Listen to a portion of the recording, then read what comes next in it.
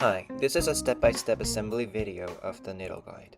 First of all, on the cylindrical center of the base, we first added a rod and added two mates. One is concentric mate with the outer surface of the cylinders, and the second one is the top surface and the bottom surface of the coincident mate between the base and the rod. Since our intended motion is to make it rotate through the XZ plane, we didn't constrain any rotations in reality.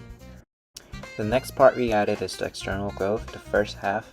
At first we had to make it concentric between the inner surface of the glove and the outer surface of the cylinder, and we also made it a coincident mate between the top surface of the cylinder and the inner surface of the part to not make it go through and stay still in terms of its height.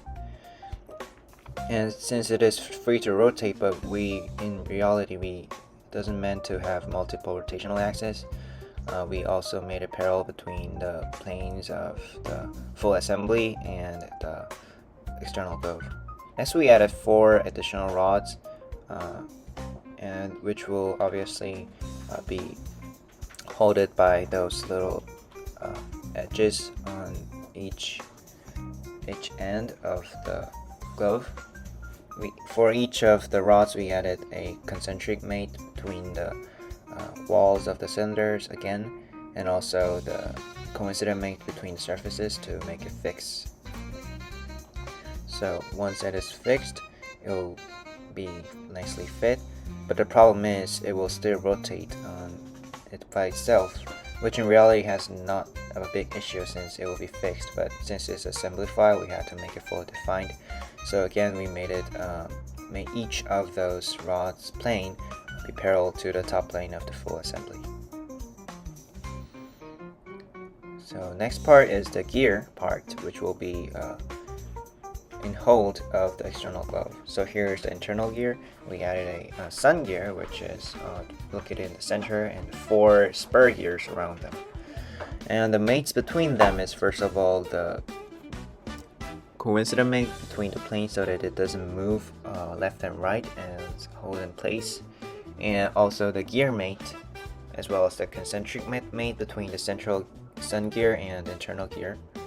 And between every gears they have a gear mate, which makes the teeth of each gear be corresponding in a consistent ratio.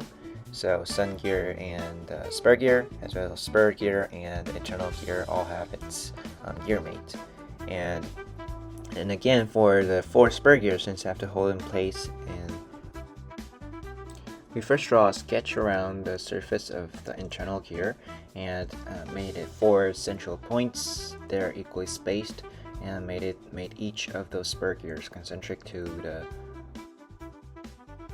And the next step was to now insert those complete planetary gear assembly to the assembly we have been doing. So next one was the concentric mate between the external glove center and the central point of the planetary gear, and we also made it coincident again between the rider, like the deep surface of the external glove and the back surface of the planetary gear, so that it fits inside the external glove. And we also added a parallel mate between the planes of the full assembly and the gear so that it doesn't rotate by itself in the assembly, but which is not in the reality.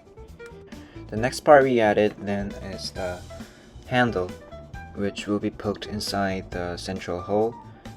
And so obviously we made a concentric mate again between the cylindrical surfaces, and next we had to constrain the rotation of the handle with the gear, since in reality it has to be fixed with the gear so that the rotation of the handle aligns with the gear rotation. We added a parallel mate between the planes of the handle and the planetary gear so that it does not rotate longer as far as the gear doesn't rotate. And then we added a backing plate inside on top of the planetary gear so that the gear does not mechanically move out of its orientation. we added a coincident mate between the adjacent surfaces again, and also the concentric mate between the gears and the plate, with the parallel mate in the assembly file so that it does not be underdefined.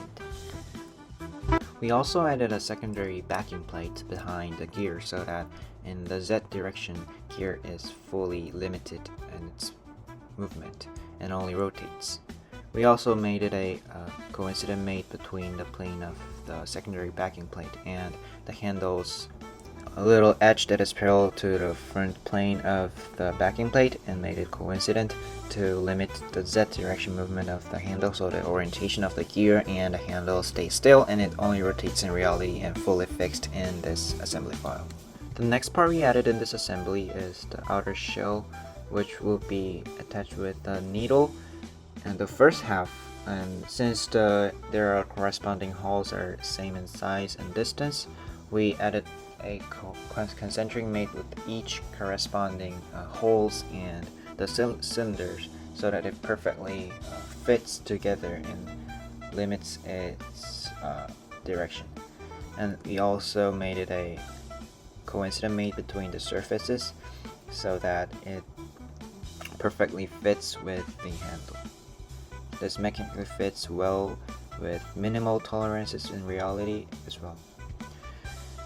And the second half of the outer shell is also added with concentric mates with each of corresponding holes to limit its angle and direction, and also limit its movement fully by adding a coincident mate between the inner surfaces of the two outer shells.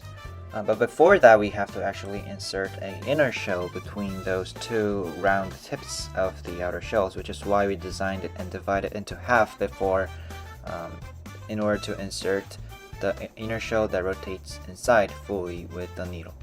So we have its inner shell between the outer shells, and the mates we have is, first of all, the concentric mate between the cylindrical surface around the surface of the inner shell and the inside cylindrical surface of one of two outer shells. And in order to limit its movement in X direction, we made a width mate between the inner surface of the outer shell and the outer surface of the inner shell so that it fits perfectly and doesn't move in and out. And lastly, only for this assembly file, we have to fully define the angle of the inner shell, which is not reality, so we limited the rotation by adding a parallel mate between the full assembly and the inner shell's top plane to make the limitation in rotation. And the next part we added is the second half of the external glove that fully sandwiches the four rods around the external glove. So again, we added a 4 concentric mate between the rods and the cylindrical tips of the second half external glove, and also the coincident mate between the adjacent edges of the rod and the external glove. So in detail, those purple surfaces are adjacent and coincident to each other so that it limits the movement of the external glove in Z direction. And the last part we added is the bottom rod attached to the external glove, and we added a concentric mate between the cylindrical surfaces, which is inner surface of the glove, and the outer surface of the bottom rod to make it concentric. And we also made it a coincident mate between those two purple surfaces to fully limit the orientation. And we also made it a parallel mate between the planes of the cylinder and the glove to fully define the orientation.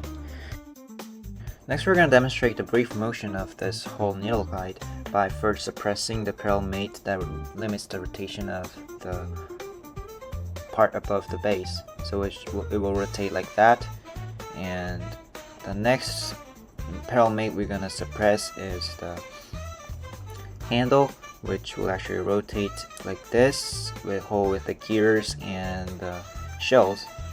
And for last, we also have to suppress the parallel mate of the planes of the inner shell and the whole assembly to make it actually rotate as real.